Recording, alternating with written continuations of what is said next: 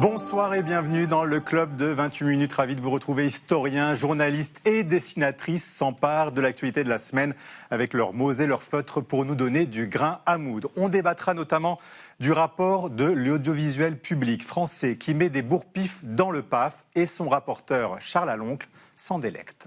Demander des comptes à l'audiovisuel public n'est absolument pas régler ses comptes avec l'audiovisuel public. Et il va falloir qu'un certain nombre de responsables publics, dirigeants d'entreprises publiques, hauts fonctionnaires, s'habituent aussi à rendre compte de l'utilisation de l'argent qu'ils font.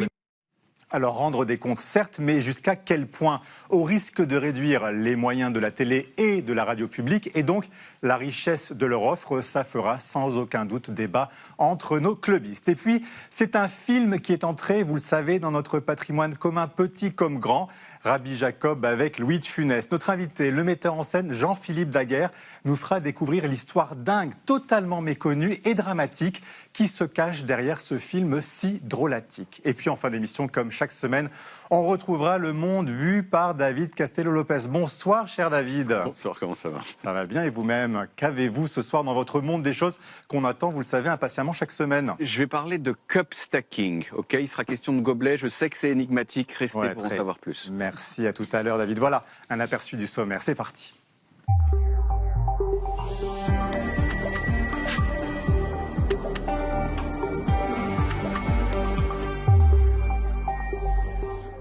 Et bonsoir aux deux indispensables. Majoria Delson, bonsoir à vous. Bonsoir. Et Frédéric Seyz, ravi de vous retrouver. Et bienvenue à nos trois clubistes. Ania Nussbaum, bonsoir à vous. Bonsoir. Journaliste, correspondante à Paris pour l'agence de presse Bloomberg News. De votre travail comme accrédité à l'Élysée, vous avez tiré un livre accrédité, il porte bien son nom, 7 ans au Palais de Macron, aux éditions du Seuil.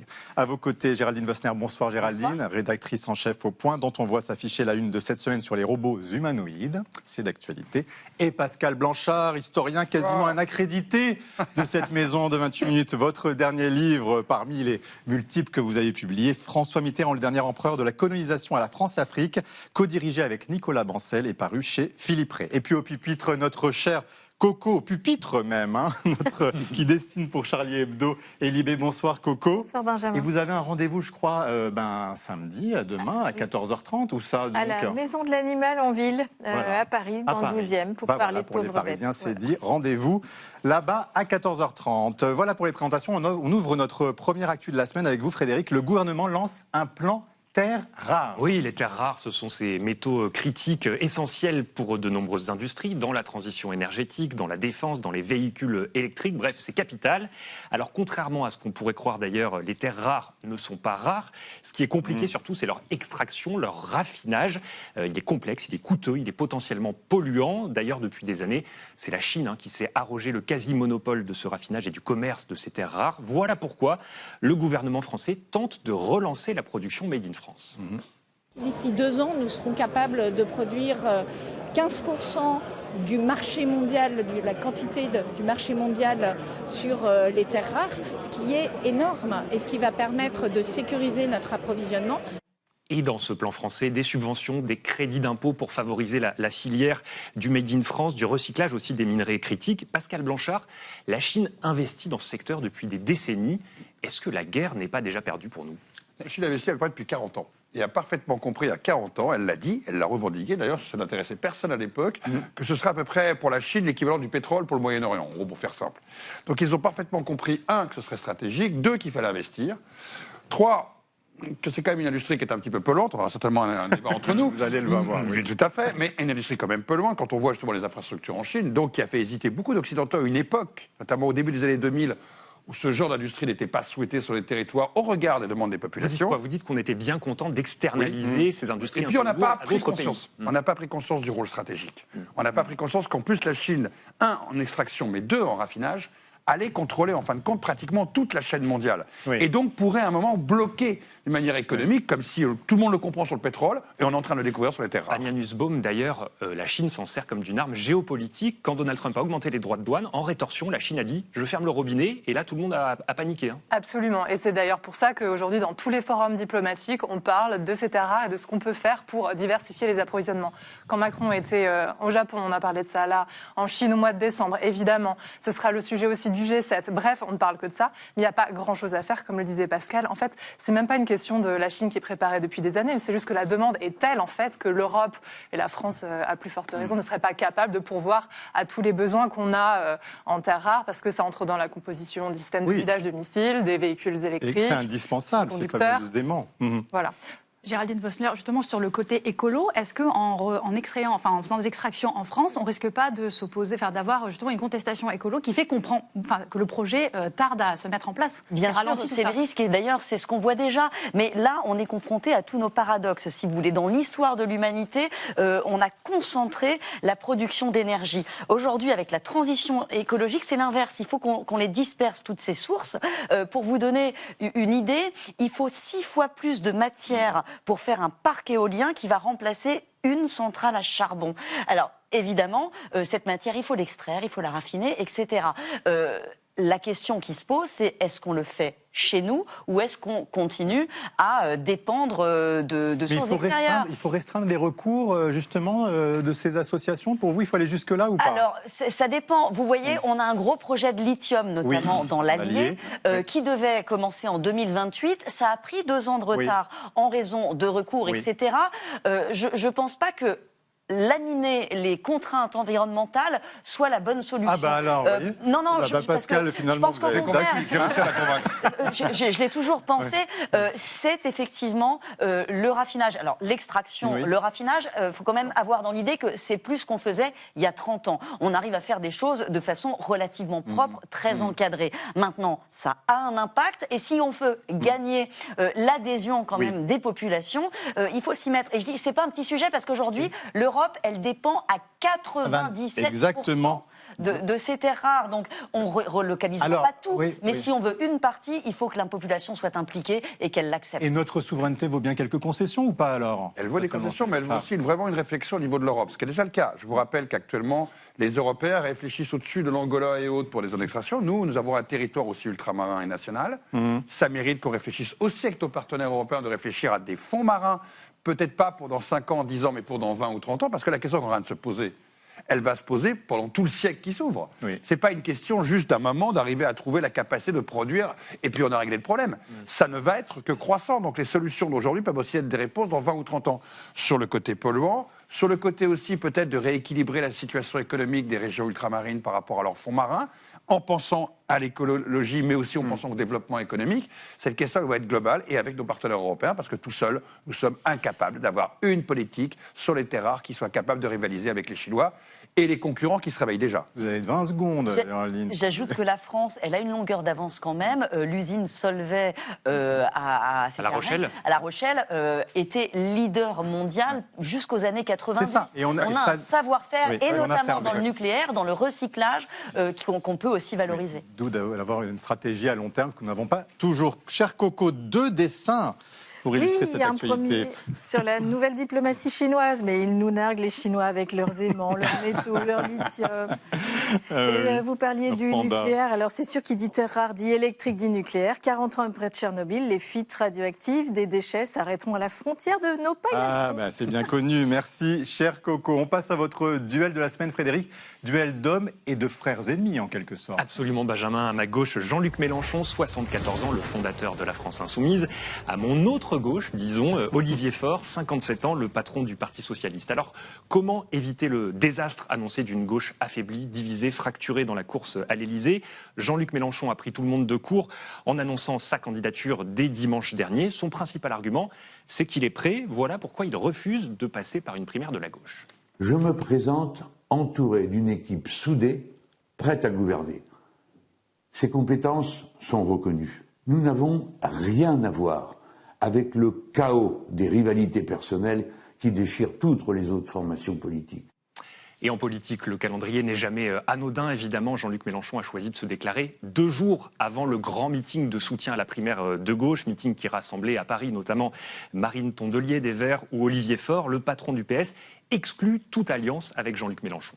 Cela signifie que la question de l'union avec le leader de la France Insoumise est une question fermée. Et il faut avoir le courage de le dire. Jean-Luc Mélenchon a choisi une voie qui n'est plus celle du rassemblement. une voix qui fracture, qui polarise, c'est son droit. Mais ce n'est pas notre choix. Voilà, Mélenchon, une voix qui fracture, dit Olivier Faure. François Ruffin, qui est lui aussi en lice pour la primaire de gauche, critique le cavalier seul de Jean-Luc Mélenchon, désigné candidat, c'est vrai, par ses propres élus, dans une sorte de congrès à huis clos, et non pas par le vote des militants. Si on prétend gouverner autrement, ça doit commencer maintenant. Ça doit commencer avant, en rendant le pouvoir au peuple. Ça ne peut pas se faire par des négociations de salon. Ça ne peut pas se faire par des congrès arrangés. Ça ne peut pas se faire par les chefs à plumes. Ça doit passer par vous. Alors, cette primaire de la gauche est prévue pour l'instant le 11 octobre prochain. Il n'y a pas que Jean-Luc Mélenchon, d'ailleurs, pour l'instant, qui s'en tient loin. Il y a aussi Fabien Roussel du Parti communiste et Raphaël Glucksmann au centre-gauche. L'union avec la primaire a du plomb dans l'aile, a d'ailleurs reconnu Clémentine Autain. C'est l'ancienne insoumise qui est pourtant soutien de cette initiative. Selon elle, le moment est capital pour la gauche. C'est soit le chant du cygne, soit le sursaut. Ania Nussbaum, on se souvient qu'en 2012, c'est une primaire qui avait porté François Hollande au pouvoir, qui avait enclenché sa dynamique de campagne, mais elle avait aussi fragilisé ensuite sa présidence, avec toutes les divisions qu'elle avait occasionnées. Pour vous, pour 2007 et pour la gauche, la primaire, c'est une machine à perdre ou à gagner ? En fait, ça me fait penser à la citation de Mélenchon dans l'Obs il n'y a pas longtemps qui disait de toute façon, en 2027, le petit bourgeois votera pour moi. Et c'est ça son pari. C'est-à-dire que de toute façon, primaire ou pas, quoi qu'il se passe dans le reste de la gauche, lui sera le vote utile. Face au risque Rassemblement National, sous-entendu. Exactement, exactement. Le problème pour Mélenchon, c'est qu'il est de moins en moins consensuel, même à gauche, qu'il a perdu beaucoup de crédit ces derniers temps et que quand bien même une majorité des électeurs de gauche souhaiterait une candidature unique, la primaire étale ces divisions-là et donne l'occasion de voir un camp totalement à la merci de toutes ces divisions internes. Et Géraldine Wössner, c'est la 4e candidature de Jean-Luc Mélenchon déjà, qui avait dit la dernière fois, ce sera ma dernière, qui a dit qu'il fallait passer la main à une nouvelle génération. Ça va le handicaper, selon vous, cette impression qu'il s'accroche, en dépit des promesses sur la 6e République et le renouvellement. Si vous voulez, donc continue. Il dit que c'est pas loin. Et c'est pas loin. Et il a raison de le penser. De toute façon, quelle est l'alternative ? On a eu une gauche qui s'est, depuis la dernière présidentielle, rapprochée très nettement de l'extrême gauche dans son programme, etc. Parce qu'il voyait bien que c'était là les réserves de voix. Un PS qui s'est coupé de ses bastions traditionnels, ouvriers, employés, qui est un peu orphelin et de programme et d'électeurs. Donc, il contourne ce théâtre et stratégiquement, c'est plutôt malin, c'est plutôt réussi. Vous trouvez ça plutôt malin ? Vous aussi, mais vous avez peu de temps pour nous le dire. En 10 secondes, depuis le congrès de Tours, c'est la grande histoire. La gauche se désunit avant de trouver d'autres moments où elle va se réunir. Là, on vit un moment... Et elle va se désunir jusqu'au bout. Non, parce que les électeurs aussi pensent de gauche différentes. Pardonnez-moi de le dire, mais ce qu'on est en train d'assister, c'est qu'il y a deux manières de penser la gauche. Ouais. Ça existait à l'époque avec le Parti communiste à certains moments. On le vit aujourd'hui. Oui. Et quand vous discutez avec les gens, voter LFI, c'est pas voter PS. Je suis désolé. Et aujourd'hui, cette tendance qui est en train de se passer, cette scission, cette rupture...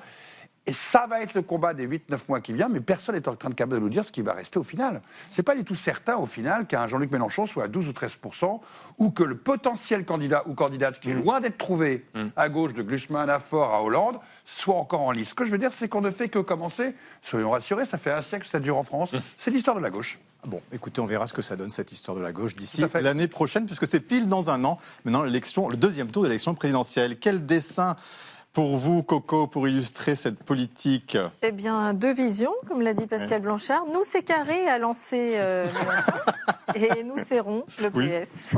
Oui, référence à la déclaration de Jean-Luc Mélenchon. Merci, Coco. C'est l'heure de la une internationale.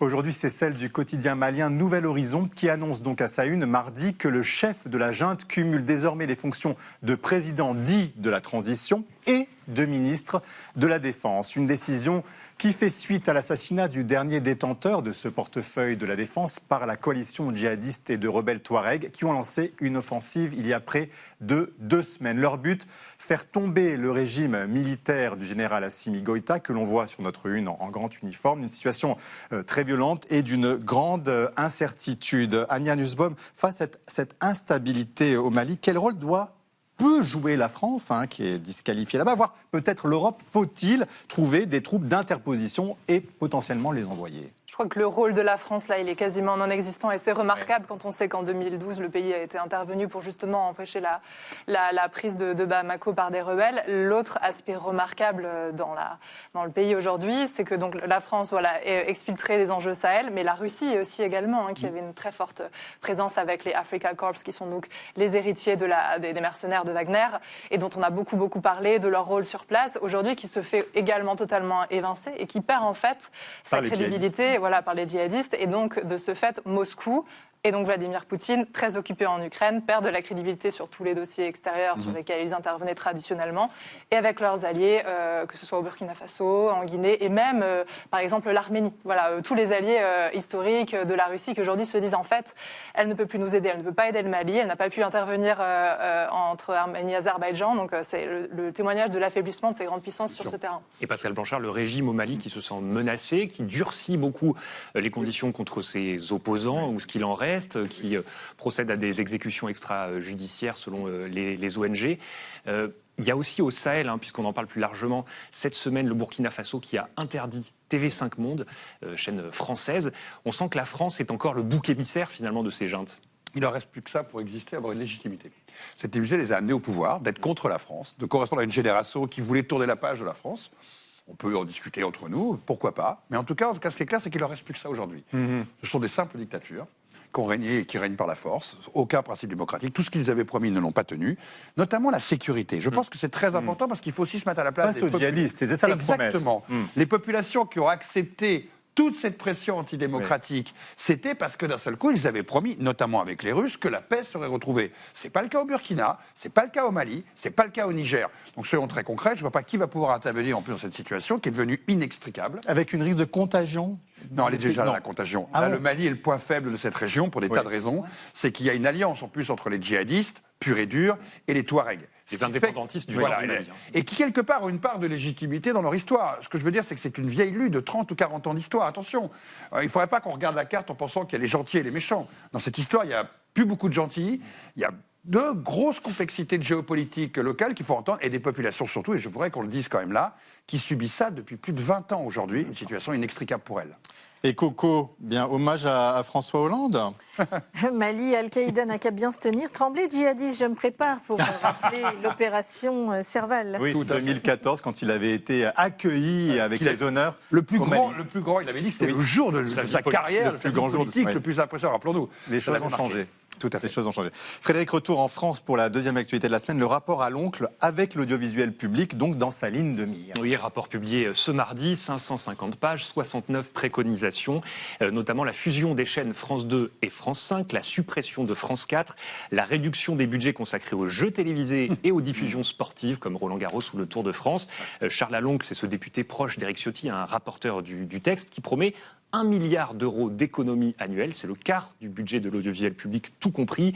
Alors, les critiques ont fusé sur ce rapport, on va y revenir. Mais d'abord, cette commission d'enquête, Géraldine Vossner, on l'a vu, a été très théâtrale, très spectaculaire, accompagnée de bon nombre de polémiques. C'était utile, selon vous, il fallait un électrochoc sur l'audiovisuel public ? En tout cas, on ne peut que constater que ça a passionné le public, qu'il soit pour, qu'il soit contre. On sent un attachement quasiment viscéral des Français, des citoyens, à cet audiovisuel public, que ce soit dans la critique ou autre.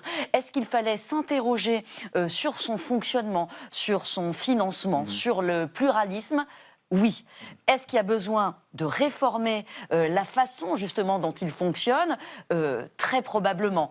Maintenant, est-ce qu'il fallait ce théâtre-là pour le faire ? La question peut se poser, mais j'ai envie de dire, cette commission d'enquête et toutes ces outrances, elle est maintenant derrière nous. Ce qui reste, c'est le débat que ça a ouvert et la manière dont vont s'en saisir les partis politiques et les candidats à la prochaine campagne. Justement, en parlant de réforme, le rapport préconise de tailler dans le sport et dans les jeux télévisés. Delphine Ernotte, la présidente de France Télévisions, parle d'élitisme. Est-ce que vous êtes d'accord avec ça ? Pour moi, le problème, c'est pas celui de l'élitisme, c'est plutôt de la péréquation des ressources, dans la mesure où les programmes populaires de jeux, de sport, permettent de financer le reste des programmes à contenu plutôt plus qualitatif ou plus éducatif ou que sais-je. Donc, qualitatif, je veux pas faire de jugement de valeur, il y en a qui vont détester, pardonnez-moi, c'est pas ce que je voulais dire. Voilà, éducatif, on va dire.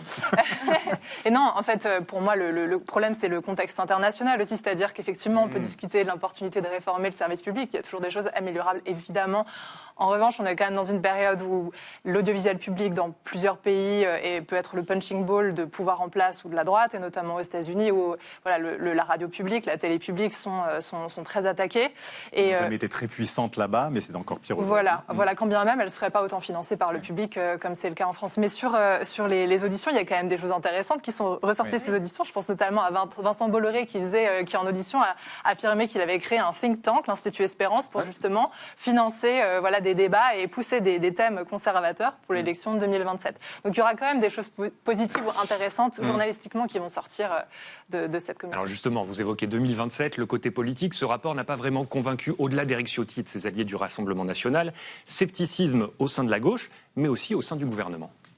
Le rapport de la commission d'enquête est désormais public et dès la première lecture, ce qui frappe, comme l'a d'ailleurs indiqué le Premier ministre, c'est que ce rapport passe à côté de l'essentiel, l'avenir de l'audiovisuel public, son horizon à 10 ans, dans un paysage en transformation très rapide pour n'évoquer que le sujet du numérique.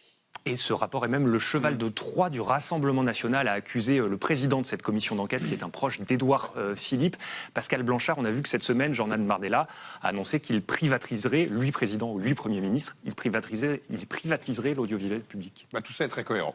On s'est rendu compte que pour prendre le pouvoir, il faut mieux contrôler les médias. C'est pas nouveau, on le sait depuis toujours. Et là, au moins, ils ont commencé par l'inverse. Ils ont commencé à dire qu'il fallait privatiser tout ça, et le candidat est en train de nous dire qu'il va le privatiser. Il y a une forme de cohérence. On ne peut pas dire qu'on sera surpris. Celui qui ne comprend pas que le futur ORTF de Jordan Bardella, quand il va arriver au pouvoir, est en train de se préparer, et on se doute que s'il privatise, il ne va pas le privatiser auprès des gens de gauche.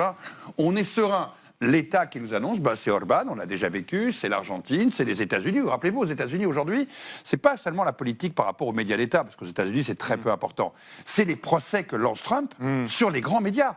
Il faut les faire taire. Et aujourd'hui, on comprend que ces gouvernements forts ont besoin de médias carpet, et donc ce rapport, il est parfait pour ça. Vous irez jusqu'à dire qu'elle n'est pas légitime, cette commission? Non, parce je pas que dit ça. Disent, voilà, c'est encore une caste journalistique qui ne veut pas être interrogée. Vous avez entièrement raison, c'est ce que les gens disent quand on en parle. C'est-à-dire que ce rapport a, en tout cas dans l'opinion publique, déclenché quelque chose qui a été de découvrir qu'il y aurait une sorte de caste. Et donc je pense que là-dessus, il faut être clair, il faut que France Télévisions, comme les autres organes... Tant mieux que ça a été publié.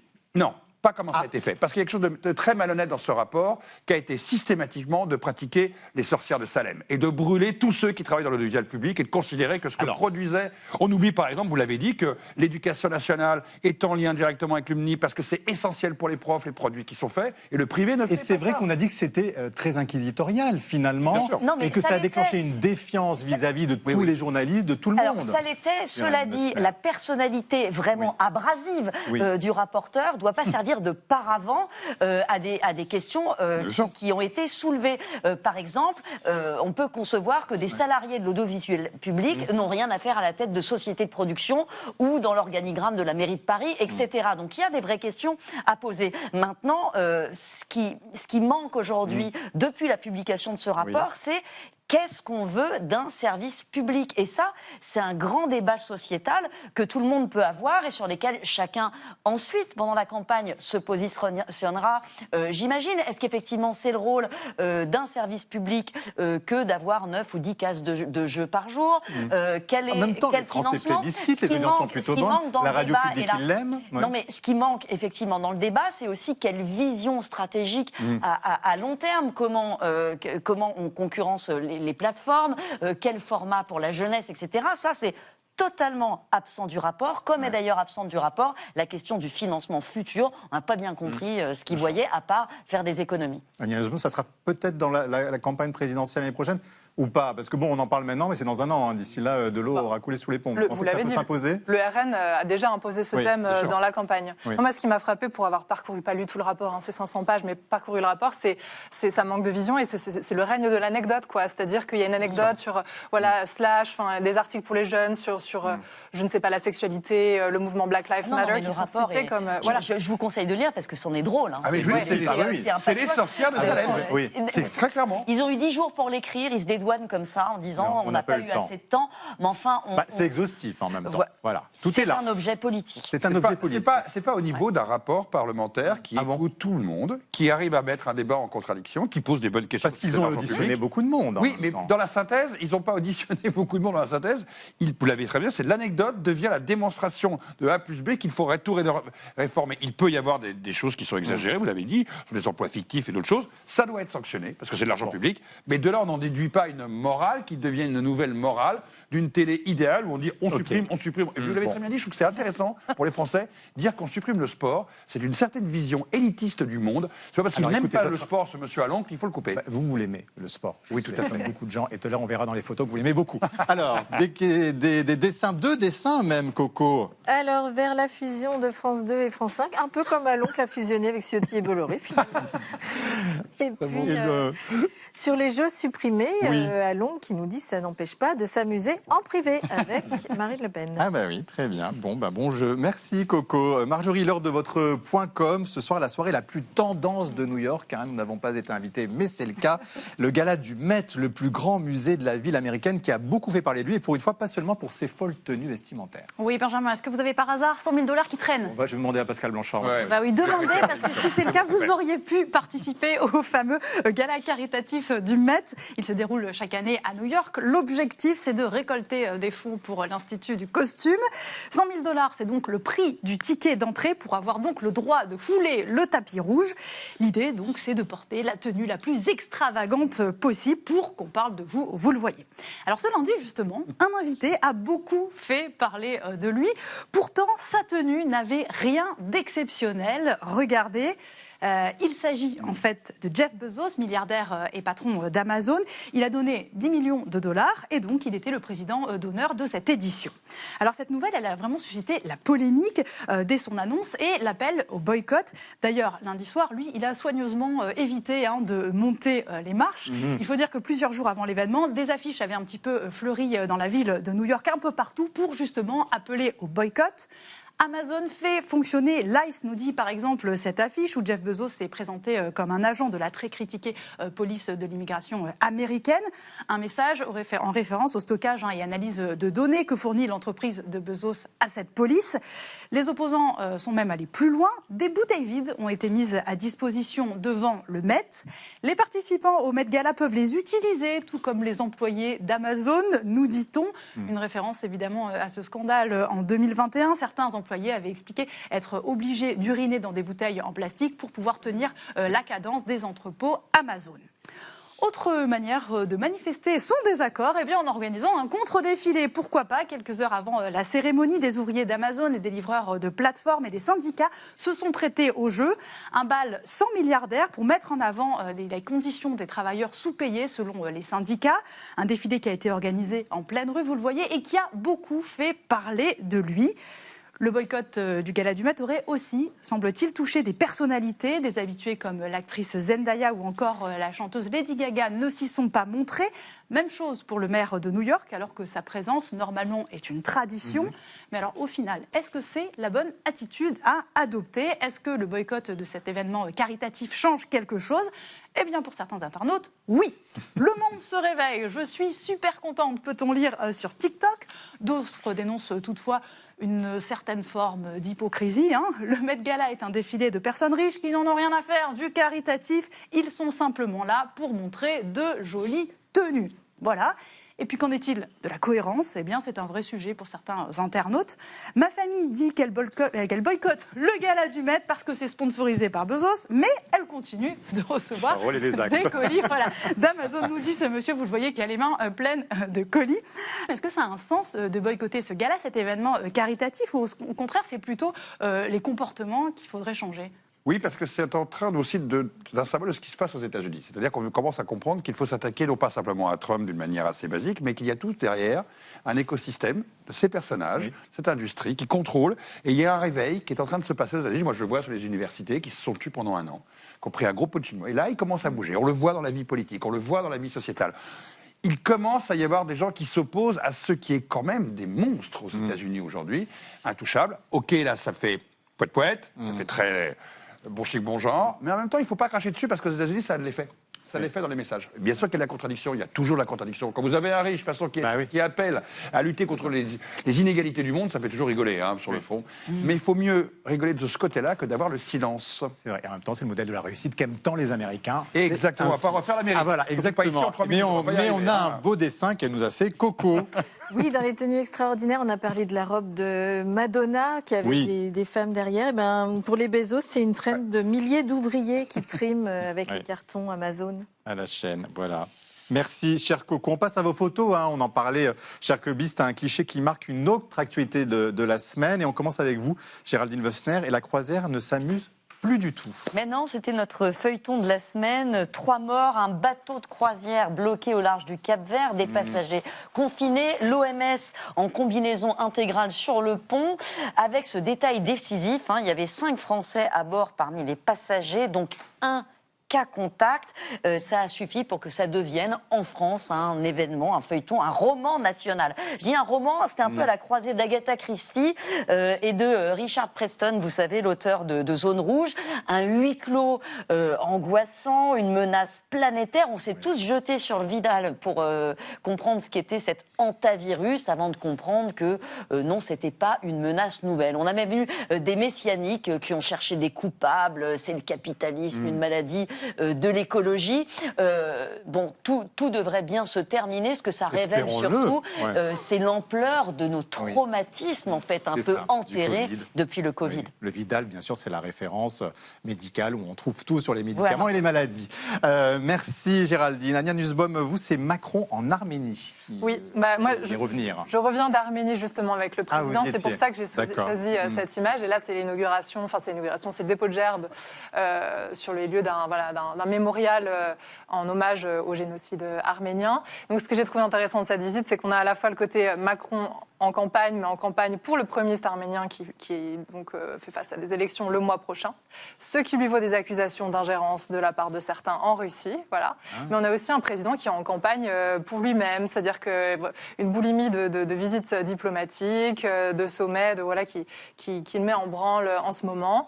Pour compenser son absence, l'impossibilité de se déplacer peut-être en France. Oui, son manque de levier depuis la dissolution et la perte de la majorité. Et donc avec le G7 qui arrive, beaucoup de voyages ces derniers temps, et donc Macron, le président de la République, a même poussé la chansonnette. Oui. Vous avez vu peut-être ces images sur les réseaux sociaux lors d'un dîner, il a chanté la bohème, et puis ensuite il était sur scène, il a succédé à Patrick Fiori qui était là aussi dans le cadre de sa visite. Voilà. Bon, c'est pas son atout principal, la chanson Prendre la République. Pascal Blanchard. Franchement, Pascal, ça alors, le foot, et ça peut genrer quand même. J'avais promis que je courrais tout nu sur le plateau si on gagnait. Mais on a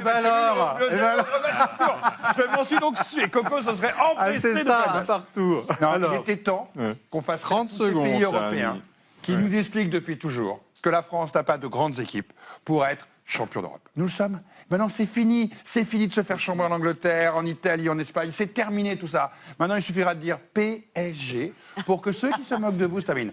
Ça a été une sacrée épopée, 2 années d'affilée. Alors, pour les non-spécialistes, je le dis, ce qui est marquant en plus, c'est on a gagné l'année dernière. Le PSG regagne, va en finale cette année. C'était pas arrivé depuis extrêmement longtemps. Pour un club français, on n'en parle même pas. Nos yeux pleurent encore. Il faut se rappeler la grande épopée de Reims. Vous imaginez celle de nos parents. Il est parti. Ah oui. Oui. C'était non, mais ça, on peut le dire. On peut être fier à un moment. Non, mais il vous faut commentateur sport. Avec Renaud Dely, vous serez formidable. Moi, je vois bien un duo tous les deux sur le foot. Non, mais mettez-vous à la place de ceux qui sont passionnés. Nous sommes très heureux. Ah bah oui, on l'a entendu dans les rues. On attend la finale parce que ce n'est pas encore joué. Mais en tout cas, même moi, je la regarderai, vous imaginez. Oui, vous êtes convaincu. Même Coco m'a dit qu'elle allait regarder la finale. Alors, Coco, par contre, c'est pas ça qui vous a le plus inspiré. Ah oui, vous regarderez la finale. Qu'est-ce qui vous a inspiré? C'est ce virus. L'antavirus. Alors, un bateau de croisière et un antavirus qui circule avec des rongeurs. Et on a retrouvé patient zéro. Merci, Coco. C'est l'heure d'accueillir notre invité, Jean-Philippe Daguerre. Bonsoir à vous. Installez-vous, auteur et metteur en scène de talent. On est ravis de vous recevoir, Jean-Philippe Daguerre, pour votre pièce qui rencontre un grand succès, La femme qui n'aimait pas Rabbi Jacob. Une histoire totalement méconnue de cette femme, Danielle Craven, qui a voulu empêcher la diffusion de ce film devenu complètement mythique pour nous tous, jusqu'à détourner un avion et être abattue par des policiers. Ce n'est pas n'importe qui, Daniel Craven. Est-ce que vous pouvez nous rappeler en quelques mots qui était-elle? C'est l'épouse de Georges Craven qui était responsable de la sortie de la com de ce film, comme de tous les films de Gérard Houry, qui avait sorti aussi Le Parrain aux États-Unis et qui avait créé au Fouquet's tous les grands événements avec les grandes personnalités mondiales. Et elle est son épouse et il s'occupe de la sortie et elle décide que c'est obscène de sortir un film pendant la guerre de Kippour qui caricature les Arabes et les Juifs.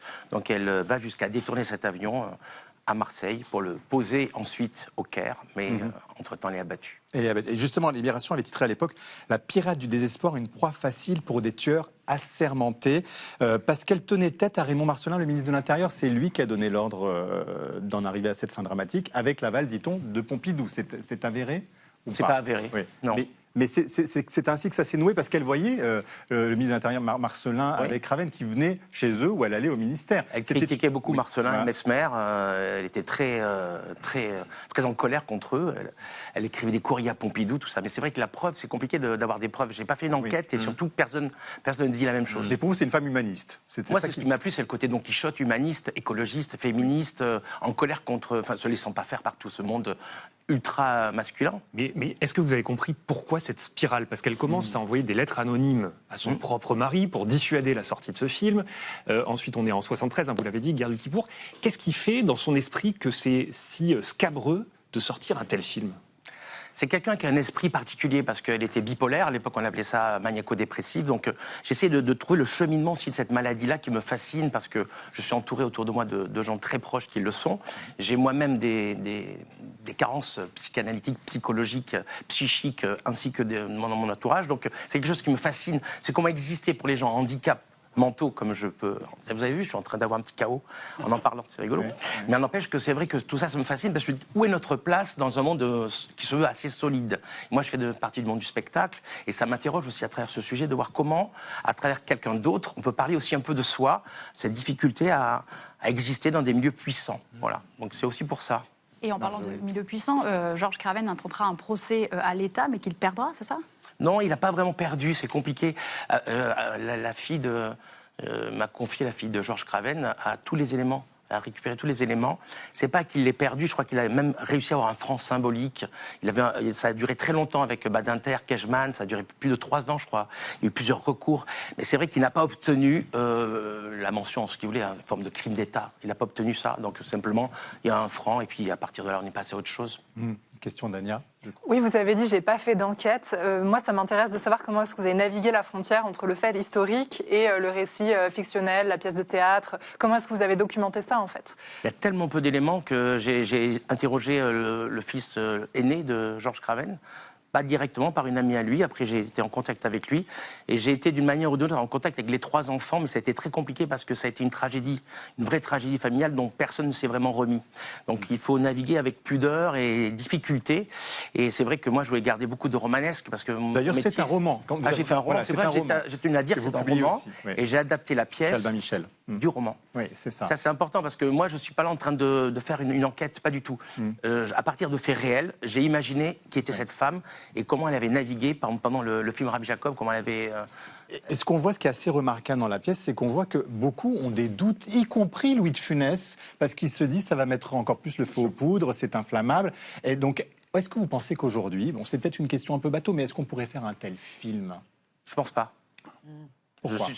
Je suis pas sûr d'avoir raison non plus, mais je pense pas. Parce que je pense que c'est aujourd'hui, chaque chose est scrutée, mal interprétée. Si on prend Rabbi Jacob, qui est pour moi un chef-d'œuvre, que j'ai vu, comme je pense d'entre nous, des dizaines de fois, si on prend des petits morceaux dedans, qu'on les met sur les réseaux sociaux, on va trouver c'est antisémite, c'est raciste, c'est caricatural vis-à-vis des Arabes. On va trouver 1000 façons de le démonter. Donc je pense qu'aujourd'hui, il y a tellement une façon de regarder la réalité d'une autre manière que je pense qu'aujourd'hui, personne ne le ferait. Vous avez navigué entre le comique et le dramatique, et il y a du comique, et pour ça il y a un moment, une performance d'acteur, puisque c'est celle de Julien Cigana qui interprète Louis de Funès. Franchement, quand on y va, on se dit mais comment il va s'en sortir, et il s'en sort remarquablement. Voilà, il a fallu que vous naviguiez entre ces deux opposés, dramatique et comique. Il y a des moments où ça a été un peu vertigineux pour vous. Oui, puis c'est vrai que moi, dans les spectacles que je fais, j'adore mélanger l'émotion et l'humour. Et c'est vrai que le personnage de Funès, moi je fais partie des fans de Funès. Je me suis dit, à l'occasion sur scène d'amener Louis de Funès, Pendant 2 ans, je me suis demandé, je vais me prendre un vent dans la figure, parce que c'est trop risqué. Et j'ai cet acteur que j'avais repéré depuis longtemps, que je trouve extraordinaire. Et ensemble, on a travaillé pendant 2 ans, réfléchi, et à comment arriver à avoir cette posture d'incarner Louis de Funès. Il est formidable. Franchement, j'avais des doutes et la salle est hilar et elle applaudit debout. Alors, c'est La femme qui n'aimait pas Rabbi Jacob, c'est au Petit Montparnasse jusqu'au 7 juin. Jean-Philippe Daguerre, la pièce sera ensuite à Avignon pour le festival Off du 4 au 25 juillet au Théâtre du Chien qui fume. Et puis, vous partez en tournée dans nos belles régions. Donc, l'année d'après, parce qu'on prolonge à Paris à la rentrée. Ah bah vous prolongez en plus. Voilà, vous en avez donc, je disais, aussi fait un livre, La femme qui n'aimait pas Rabbi Jacob, chez Albin Michel. Merci beaucoup de nous avoir rendu visite, Jean-Philippe Daguerre. Et bien, vous aurez le droit à un dessin de Coco. Et d'eux-mêmes, Rabbi Jacob, les bobines du film. Eh bien oui, pour les orthodoxes. Rappelons quand même que Raymond Marcellin, c'est quand même le salaud qui a censuré Harakiri. Ah ben voilà, oui, un autre de ces faits d'armes. Merci, cher Coco. Et voici le moment de retrouver notre ami David Castello-Lopez. Le voici, le voilà. Bonsoir, David. Chaque semaine, vous nous parlez d'un sujet à propos duquel vous vous posez des questions que pas grand monde, il faut bien le dire, à part vous, cher David, ne se pose. Votre chronique, et on l'attend chaque semaine impatiemment, s'appelle Le monde des choses. Le monde des choses, le monde des choses. Et ce soir, vous nous parlez de cup stacking, David. Oui, dans la vie, il y a des grands plaisirs, comme par exemple manger quand on a faim ou faire l'amour avec une personnalité publique. Et puis, il y a des plaisirs qui provoquent des sensations certes agréables, mais d'intensité modérée. Comme par exemple, trouver un Tupperware qui corresponde exactement à la quantité de nourriture que l'on souhaite y mettre, très agréable. Comme par exemple, avoir raison. Tu vois, je t'avais dit que la rocade était fermée, on aurait dû passer par Vierzon. Et on peut citer enfin la joie d'empiler des choses qui sont conçues pour l'être, comme les chaises en plastique et comme surtout la vaisselle. Vous sortez des verres identiques de la machine, vous en mettez un dans le placard, puis un second par-dessus qui s'emboîte à la perfection et à cet instant précis, pendant un quart de seconde, vous n'avez aucun doute sur le fait que la vie vaut la peine d'être vécue. Ce plaisir de l'empilement, il est suffisamment intense pour avoir donné lieu à un sport relativement nouveau qu'on appelle le cup stacking, qu'on peut traduire par l'empilage de gobelets et qui consiste tout simplement, comme son nom l'indique, à empiler et à désempiler des gobelets en plastique le plus rapidement possible selon des figures prédéfinies. Par exemple, le 3-6-3, dont je vais vous faire la démonstration ici. J'ai amené mes petits gobelets. On fait un petit tas, pardon, excusez-moi, là, vous voyez, je suis pas très fort. On fait un petit tas de 3 sur le côté, on fait un tas de 6 au milieu, comme ça, et on fait un nouveau tas de 3 à droite, et puis ensuite on remet tout ça comme c'était au départ. Voilà, c'est comme ça qu'on fait. Alors, il se peut que certains téléspectateurs pensent que je me fous de leur gueule, que ce sport n'existe pas, mais si. Il existe, il a été inventé aux États-Unis dans les années 80. Il y a aujourd'hui des dizaines de milliers de gens dans le monde qui le pratiquent. Et pour vous prouver que je dis vrai, je suis allé à Alicante, station balnéaire à l'est de l'Espagne. Alors déjà, j'ai vu des choses très jolies à Alicante, et en particulier ces gens sur la plage qui ont l'air d'être disposés de façon bordélique, chaotique, alors qu'en fait, quand on les regarde de haut, on se rend compte qu'ils se sont organisés sans le savoir en rangs d'oignons réguliers. C'est super beau à voir. Mais surtout, c'est à Alicante qu'avait lieu cette année le championnat d'Europe de cup stacking, avec des gens de tous les pays qui étaient là pour s'affronter pendant 3 jours entiers. Il y avait bien sûr l'équipe de France qu'on voit ici à l'heure du déjeuner. Cette équipe, elle est menée par un monsieur lillois qui s'appelle Olivier. Et dans cette équipe, cette année, il y avait aussi ce garçon qui s'appelle Siegfried Becqueret. Il a 24 ans. Il est double champion de France de cup stacking. Je lui ai demandé une démonstration et voici ce que ça a donné.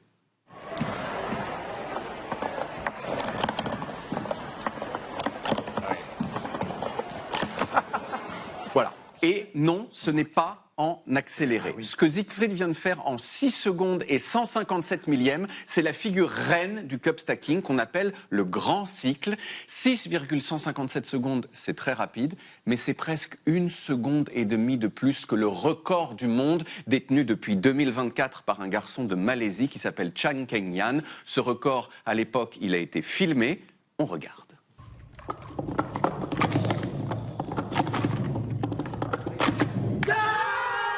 4 secondes et 739 millièmes. Alors, j'ai passé une journée entière avec tous ces gens et j'ai vu des choses remarquables. L'épreuve du relais, par exemple, où les stackers se succèdent comme dans un relais classique, là on voit des enfants. L'épreuve du combiné, où on doit faire la même chose qu'on fait tout seul, mais à deux, sans se marcher dessus, c'est beaucoup plus difficile. Et enfin, j'ai moi-même essayé, mais il s'est avéré que j'avais aucune prédisposition particulière pour la chose.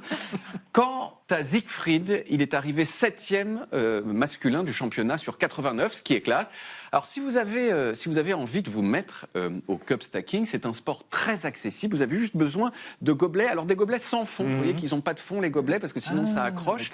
Vous avez besoin aussi d'un chronomètre, et c'est tout. Ça peut paraître un petit peu répétitif comme sport, mais ça développe la coordination et la concentration. Et en plus, chaque minute que vous passez à empiler des gobelets, c'est une minute de moins passée sur Instagram. Et rien que ça, c'est sympa. C'est très sympa. On va s'y mettre dès ce week-end, là. Ça nous titille. Et ça vous titille aussi un peu, Coco. Regardez-vous, David. Ouais, simple de David. Ah, celui-là, on va l'encadrer. On va l'encadrer, cher Coco. Merci, Coco. Merci à vous tous autour de cette table et toutes. Merci à tous ceux qui préparent et concoctent cette émission, qui la réalisent aussi. Merci à vous de nous avoir suivis. On sera là demain aussi. On vous attend pour le club international de 28 minutes samedi. Rendez-vous à 20h05 et on se quitte en musique avec Rabbi Jacob. Musique signée Vladimir Kosma. Clin d'œil à notre invité du soir. À demain. Tchuss.